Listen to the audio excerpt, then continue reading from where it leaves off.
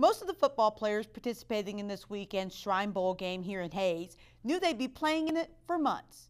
But not Great Bend quarterback Greg Hildebrand. He found out on Friday. Lacrosse Leopards and Victoria Knights are certainly no strangers to each other. Besides playing in the same conference, they met just last week in the Winter Jam at HOISINGTON. And despite the disappointment of finishing oh so close, there is some good news for Boyer. He moves up 2 more spots to 10th in the point standings. Of course, this time around, there was a lot more on the line, like a trip to the state championship game. This year's Mid-Continent League tournament boasts a ton of talent. On the boys' side, the top 2 teams are combined 18-0. This afternoon, we finally got to get a pretty good look at what the Fort Hays State University football team will look like in 2011. But since then, they've railed off 4 straight victories. To make it 5 in a row, they would have to beat a very tough upstart Russell team. And even though the track sits just a few miles from the Missouri state line, it's not called the Kansas City Speedway or even the Kansas-Missouri Speedway. It's the Kansas Speedway, and that is by design, leaving some people to wonder if the Salthawks are true 5A contenders. But tonight they left no doubt. This is still Hutch.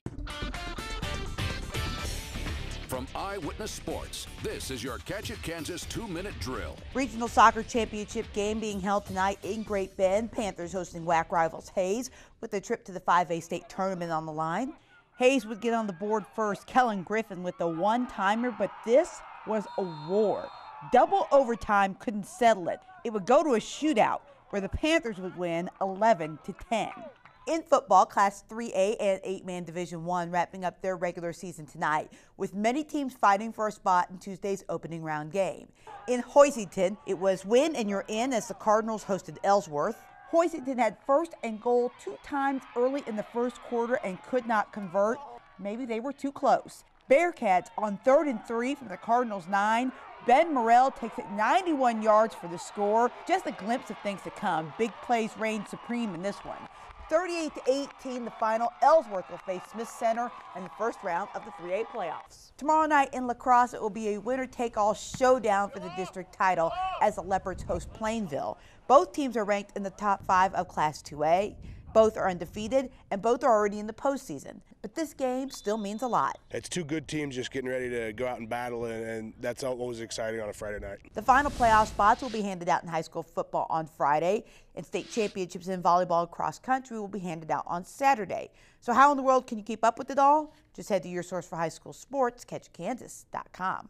Fort Hays State head football coach Chris Brown wants to win every week, but he really wants to win this week. The Tigers will hit the road to face number 12 Washburn, the team that Coach Brown left last season after 8 years as defensive coordinator. You know, you're close to those guys, but once the lights come on, the game starts, you know, you're back to, you got to win a ball game. As always, if you have a story idea you'd like to see featured here in the 2-minute drill, I want to hear from you. Here's how you can reach me. Lewis Field is a pretty quiet stadium right now, but tomorrow afternoon, expect this place to be rocking. With the distance between Hayes and LaCrosse at about 28 miles, the Leopards expect they'll have a lot of fans at the game. It's pretty exciting because, you know, we make the state game. This town basically is going to shut down. It's pretty safe to say that the Leopards advancing to the state title game is the biggest thing that's happened to the town of LaCrosse in a while, at least when it comes to sports. The fact that they play just down the road in Hayes is definitely an added bonus. But technically we're the away team, and one of the parents told me we've logged over 1,000 miles on the road this year, so 1,000 miles to go 28 is worth it. I can't walk anywhere without anybody saying congrats or what's next game going to be like, you know, are you ready? Lacrosse players and coaches say they will be ready, but this will be a tough test. Centralia is a very good team with a very good running back. The Glazick kid is a special running back, and he's got big guys up front that can move space for him. So we got to go out and play our game. Yeah, I think we're ready. We can adjust to whatever they throw at us, so I think we'll be fine. This is probably not the game most people expected to see when the season kicked off. And that's okay with Coach Webster. If somebody told you in August that the state championship was going to be between Centralia and LaCrosse, they would have laughed at you.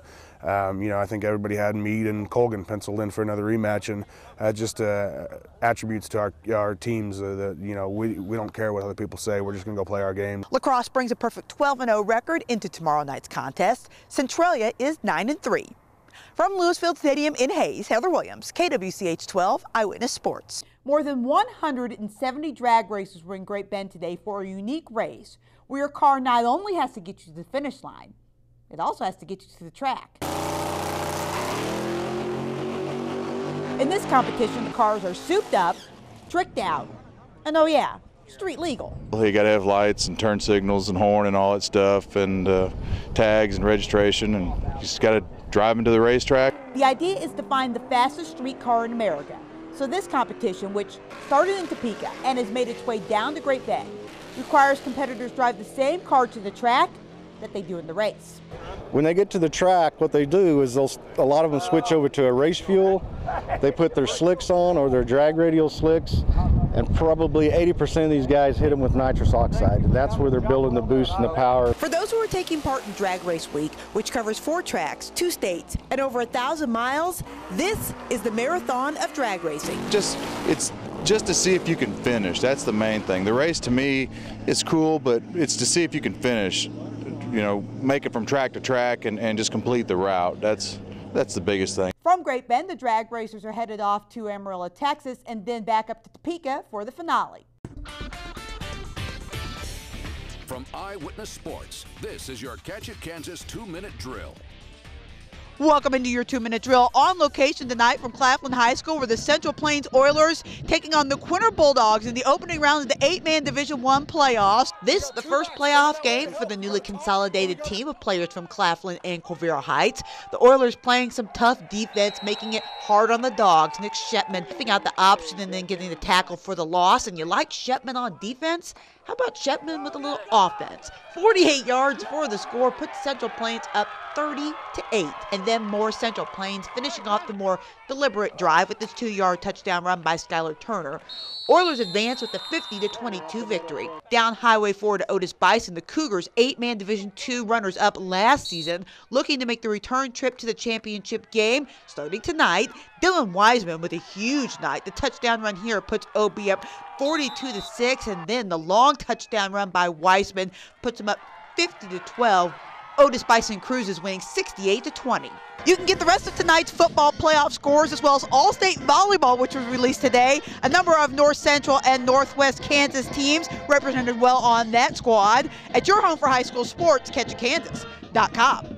To a little basketball now, where the Fort Hays State University basketball team will tip off its season on Saturday with an exhibition game at Kansas State. They will play another exhibition game 1 week from tonight at Kansas. Now, Fort Hays State is a team that has a lot of pieces to replace from last year, returning just 2 players with any kind of significant playing time.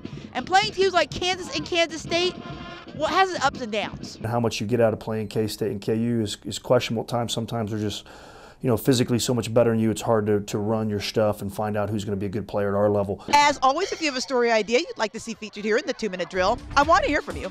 Here's how you can reach me.